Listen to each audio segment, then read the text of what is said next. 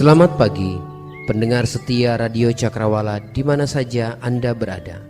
Pagi ini kita berjumpa kembali dalam anugerah dan pemeliharaan Allah bagi setiap orang yang bersandar penuh kepadanya. Sesaat lagi kita akan bersama-sama mengikuti renungan Oasis Fajar Pagi yang akan disampaikan oleh Mayor Okven Tengke. Selamat mendengarkan, Tuhan Yesus memberkati.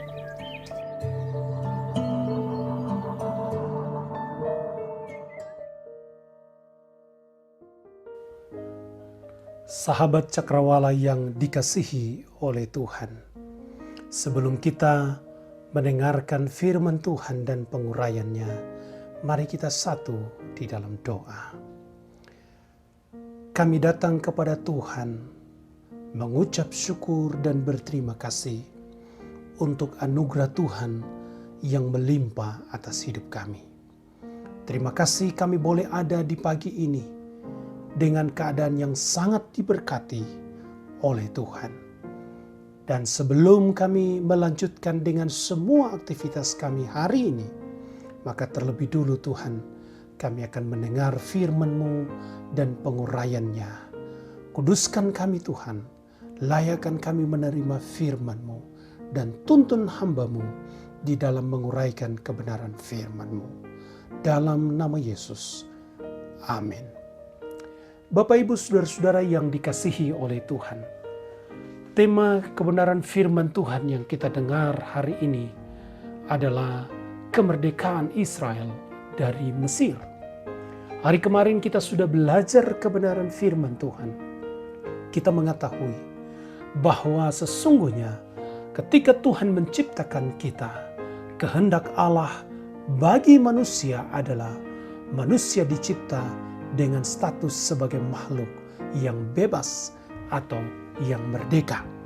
Itu sebab kita diingatkan untuk menggunakan kemerdekaan itu secara bertanggung jawab dengan menaati kebenaran firman Tuhan setiap harinya. Pagi ini saudara-saudara ada beberapa pembacaan firman Tuhan yang kita akan baca. Saya akan membacakannya bagi saudara-saudara sekalian. Keluaran pasal 2 ayat 23 sampai 25 berkata demikian. Lama sesudah itu matilah Raja Mesir, tetapi orang Israel masih mengeluh karena perbudakan, dan mereka berseru-seru sehingga teriak mereka minta tolong karena perbudakan itu sampai kepada Allah. Allah mendengar mereka mengerang, lalu ia mengingat kepada perjanjiannya dengan Abraham, Ishak dan Yakub. Maka Allah melihat orang Israel itu dan Allah memperhatikan mereka. Kemudian saudara-saudara, Keluaran 12 ayat 40 sampai 42. Lamanya orang Israel diam di Mesir adalah 430 tahun. Sesudah lewat 430 tahun, tepat pada hari itu juga, keluarlah segala pasukan Tuhan dari tanah Mesir. Malam itu, malam berjaga-jaga bagi Tuhan untuk membawa mereka keluar dari tanah Mesir. Dan itulah juga malam berjaga-jaga bagi semua orang Israel turun-temurun untuk kemuliaan Tuhan. Alkitab memberitahu kepada kita bahwa selama 430 tahun keturunan Israel tinggal di tanah Mesir. Awal mulanya keturunan Israel tinggal di Mesir adalah ketika terjadi masa kelaparan yang hebat di Mesir pada zaman Yusuf menjadi penguasa kedua di Mesir. Pada waktu itu Yusuf memperoleh kepercayaan dan kehormatan dari Firaun untuk mempersiapkan lumbung-lumbung pangan di Mesir selama masa panen melimpah 7 tahun. Dan kemudian Yusuf pula yang mengurusi lumbung-lumbung pangan selama masa paceklik 7 tahun kemudian. Hal ini bisa kita baca di dalam kitab Kejadian, khususnya Kejadian 46. Dalam kurun waktu 430 tahun itu, bangsa Israel bertumbuh kembang dalam hal jumlah dan kekuatan di tanah Mesir. Ketika mereka makin bertambah banyak dan kuat, kerajaan Mesir dipimpin oleh seorang Firaun atau penguasa baru yang tidak mengenal Yusuf. Dan untuk menekan kekuatan Israel, maka ia memaksa bangsa Israel bekerja rodi.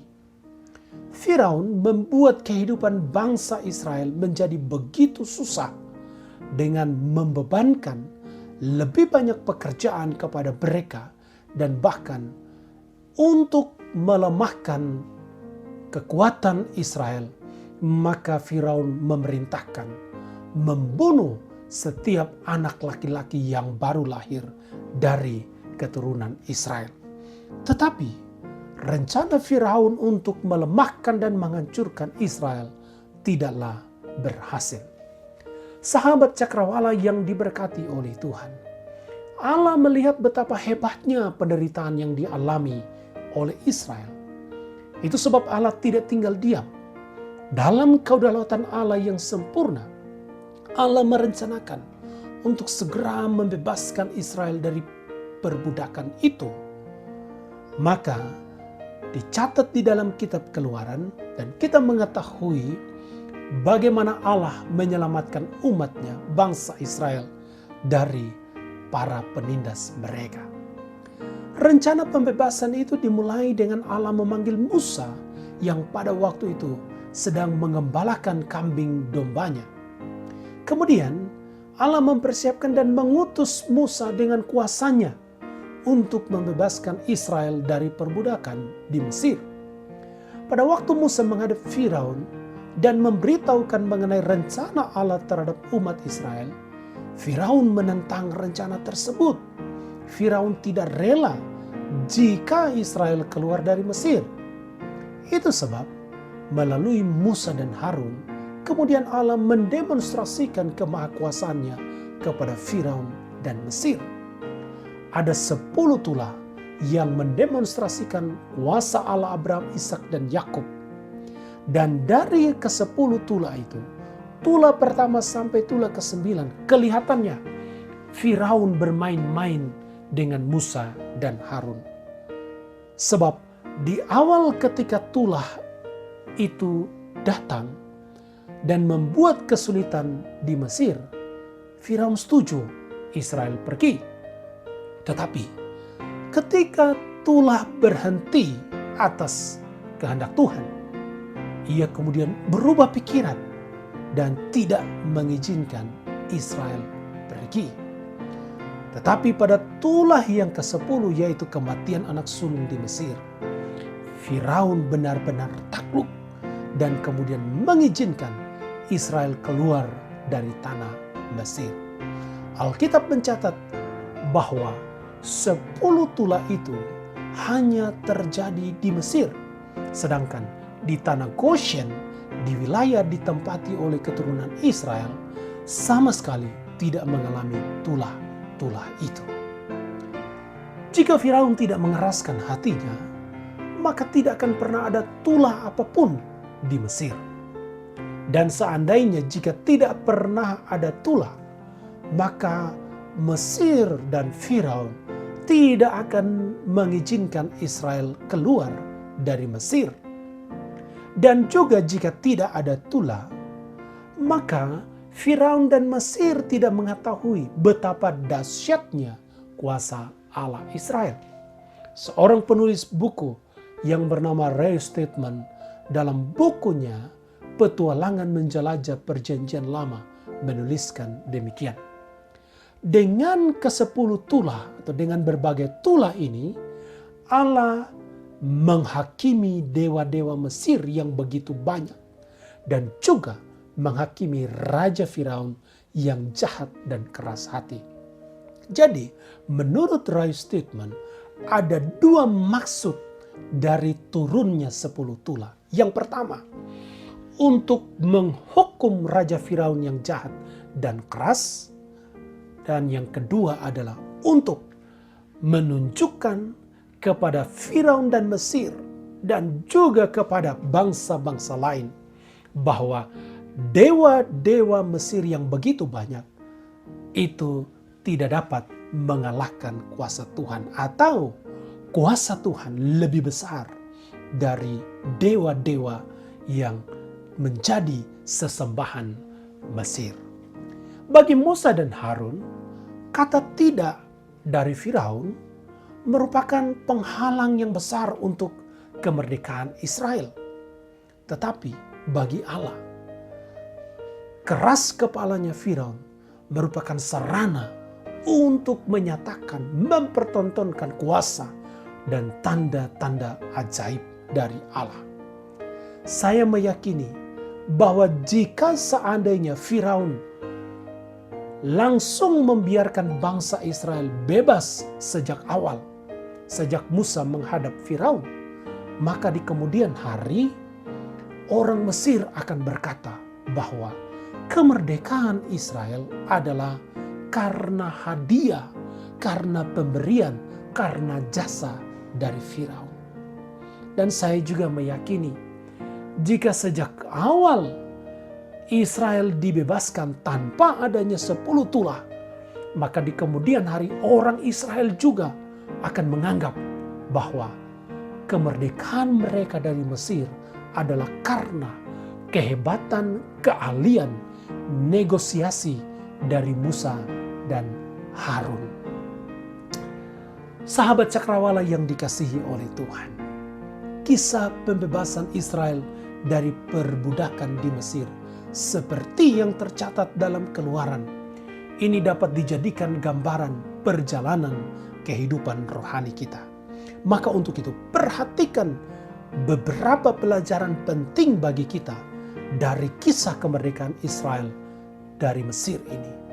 Yang pertama, sama seperti Israel yang diperbudak di Mesir, maka begitu juga kehidupan manusia setelah kejatuhan Adam dan Hawa di dalam dosa, yaitu manusia menjadi budak dosa, tunduk di bawah kendali dosa, dan harus menjalani segala konsekuensi akibat dari dosa itu.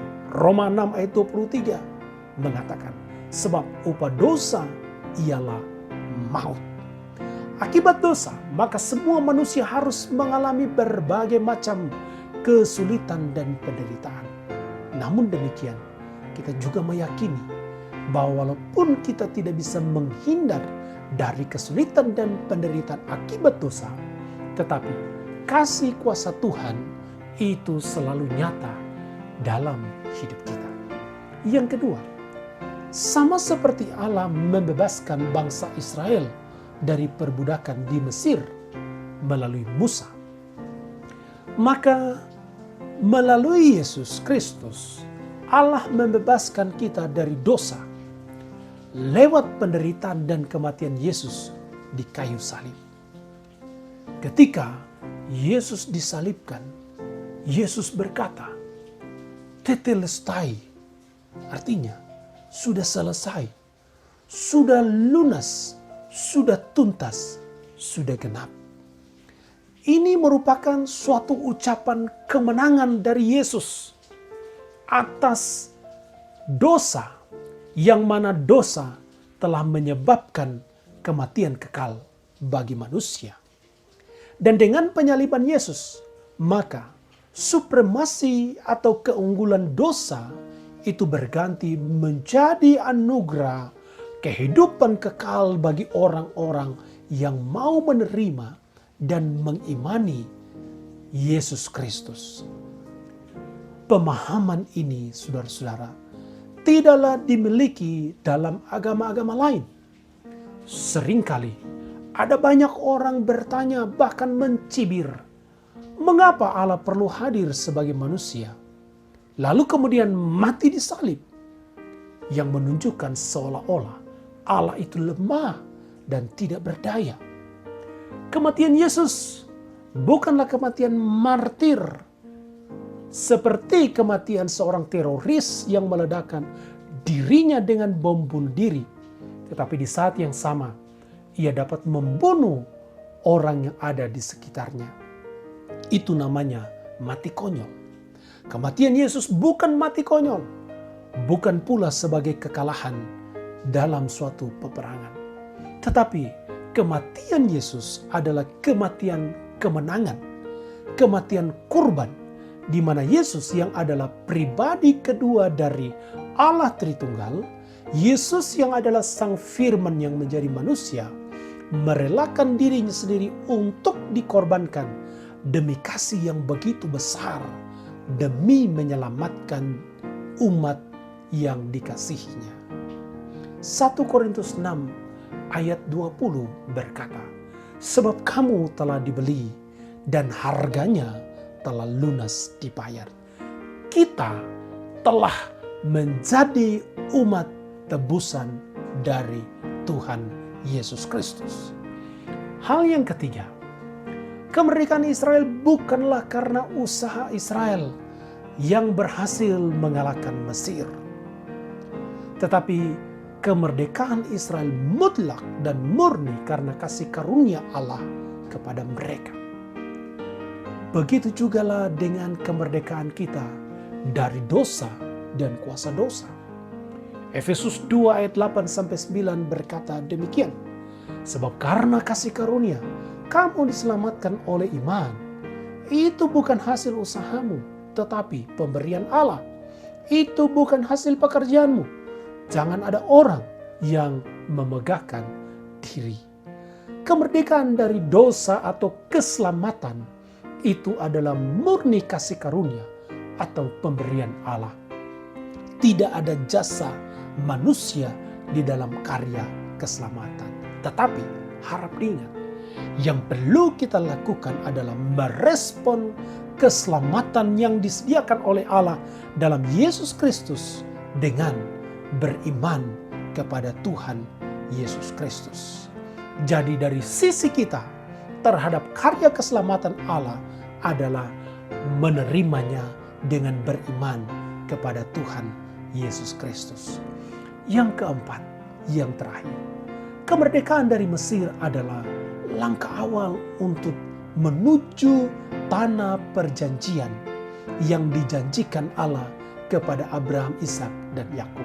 Ingat, kemerdekaan atau pembebasan Israel dari Mesir bukanlah akhir, tetapi merupakan langkah awal karena Tuhan telah menjanjikan kepada Abraham, Ishak, dan Yakub bahwa keturunannya akan menduduki tanah perjanjian, tanah Kanaan. Untuk mencapai tanah Kanaan, tanah perjanjian itu, Israel harus menjalani proses demi proses di padang gurun. Dan itu bukan satu hal yang mudah. 40 tahun mereka berada di padang gurun. Mereka melewati proses demi proses. Mereka dimurnikan oleh Tuhan. Sehingga satu generasi itu binasa di padang gurun. Hanya Kaleb dan Yosua yang diizinkan Tuhan untuk masuk di tanah perjanjian. Nah, saudara-saudara, ini menjadi gambaran perjalanan hidup rohani kita. Selama kita masih tinggal di dunia ini, orang-orang percaya kepada Tuhan Yesus harus menjalani berbagai macam ujian sampai kita masuk di tanah perjanjian yang kekal, di rumah Bapa di surga. Selama kita ada di dalam dunia ini, kita harus melewati berbagai macam ujian. Tetapi, puji nama Tuhan, sebab Tuhan menjanjikan kepada kita bahwa Dia selalu menyertai kita. Dia tidak akan pernah membiarkan kita. Bahkan pencobaan-pencobaan yang kita alami itu tidak akan melebihi dari kekuatan kita. Dan ketika kita mengalami pergumulan, permasalahan, Yesus hadir memberi kekuatan kepada kita. Iblis tidak senang dengan keputusan kita beriman kepada Tuhan Yesus. Iblis akan berusaha untuk menjatuhkan kita. Tetapi ada jaminan dari Tuhan Yesus Kristus. Dicatat di dalam Injil Yohanes bahwa tidak ada satupun orang yang beriman kepadanya, yang adalah domba gembalaannya, itu dapat direbut oleh iblis. Jika kita mengandalkan Tuhan, maka iblis tidak akan bisa merebut kita. Tetapi, jika kita tidak mengandalkan Tuhan dalam menghadapi pencobaan-pencobaan itu, maka iblis akan mengalahkan kita. Untuk itu, andalkanlah Tuhan ketika kita menghadapi ujian, menghadapi pencobaan itu. Yakobus 1 ayat 12 berkata, "Berbahagialah orang yang bertahan dalam pencobaan, sebab apabila ia sudah tahan uji, ia akan menerima mahkota kehidupan yang dijanjikan Allah kepada barang siapa yang mengasihi Dia." Saya percaya Bapak, Ibu, saudara-saudara, sahabat Cakrawala yang dikasihi oleh Tuhan, merindukan mahkota kehidupan yang dijanjikan oleh Tuhan kepada kita. Ingat, kita ada di dalam dunia ini, kita masih akan berhadapan dengan berbagai macam ujian, pencobaan, tantangan, pergumulan, dan permasalahan. Tetapi Tuhan mau kita tetap beriman kepadanya. Tuhan mau kita andalkan Dia. Kita hidup di dalam Kristus. Kita hidup di dalam firman. Sehingga kita menjadi umat pemenang. Kiranya melalui firman Tuhan ini, saya dan saudara-saudara akan terus bertahan dalam iman kita sampai Tuhan Yesus datang kedua kalinya. Kita tunduk kepala, kita berdoa. Terima kasih ya Bapa di surga untuk perenungan firman-Mu. Bagian ini kembali meneguhkan iman kami, bahwa sesungguhnya kami adalah umat-umat yang telah dimerdekakan oleh Tuhan dari dosa dan kuasa dosa. Terima kasih Tuhan. Biarlah kami tetap beriman sungguh-sungguh kepada Tuhan. Bertahan walaupun ada banyak ujian dan pencobaan. Walaupun iblis berusaha untuk melemahkan iman kami. Tapi kami yakin ketika kami tinggal di dalam Tuhan, mengandalkan Tuhan, maka tidak ada satupun kuasa iblis yang bisa menjatuhkan kami. Terpujilah Tuhan. Berkatilah semua pendengar radio Cakrawala dimanapun mereka ada. Berkatilah mereka dalam usaha dan pekerjaan mereka hari ini. Baik di kebun, di rumah, di kantor, bahkan dalam perjalanan mereka, Tuhan juga menyertai, melindungi mereka. Bagi mereka yang mengalami kelemahan tubuh, di rumah atau di rumah sakit, hamba berdoa kiranya tangan kasih Tuhan menjamah dan menyembuhkan mereka. Berkati radio Cakrawala, berkati semua pengurus dan kru radio Cakrawala ya Tuhan. Biarlah melalui radio ini, Injil diberitakan, jiwa-jiwa dikuatkan, dan dihantar kepada Tuhan Yesus Kristus. Terpujilah Engkau dalam nama Yesus, firman yang hidup. Amin. Amin. Jesus, you live, Jesus, you die, and you rose again on high. And I will live, living for Christ, and declare that I am yours.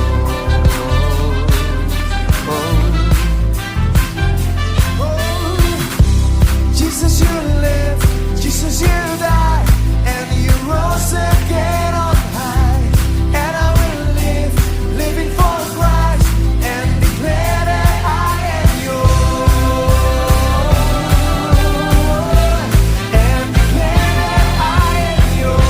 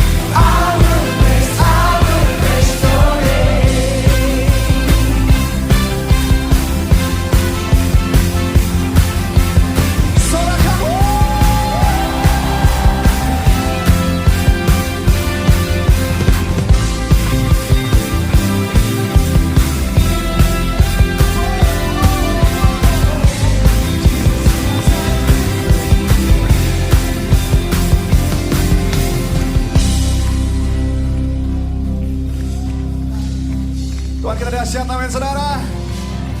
Haleluya. Are you ready?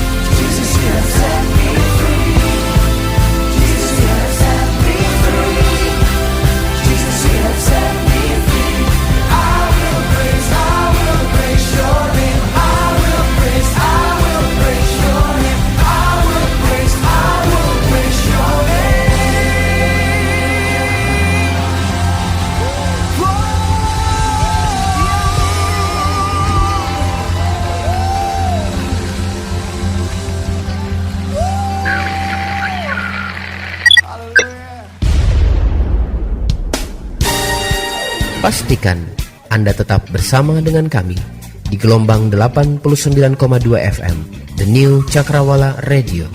God bless us.